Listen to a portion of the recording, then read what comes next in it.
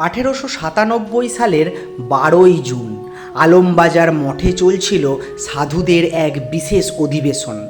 ঠিক সেই সময় বক্তৃতা শুরু করতে উঠলেন স্বামী শুভদানন্দজি মহারাজ, যিনি সকলের প্রিয় খোকা মহারাজ নামে পরিচিত।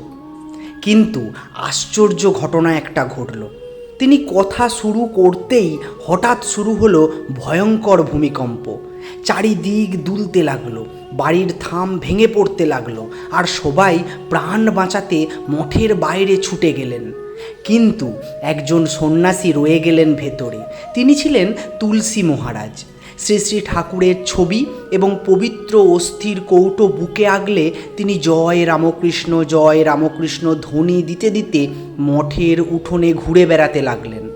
কয়েক মিনিট পর যখন ভূমিকম্প থামল, পরে মঠের সাধুরা মজা করে খোকা মহারাজকে বলতেন, মহারাজ, আপনার বক্তৃতার এমন জোর, শুরু করতেই সমগ্র পৃথিবী কেঁপে উঠল। খোকা মহারাজ শুধু মুচকি হাসতেন। জয় ঠাকুর, জয় মা, জয় স্বামীজি। এরকম আরও ভিডিও পেতে আমাদের এই চ্যানেলটি সাবস্ক্রাইব করে আমাদের পাশে থাকুন। ধন্যবাদ।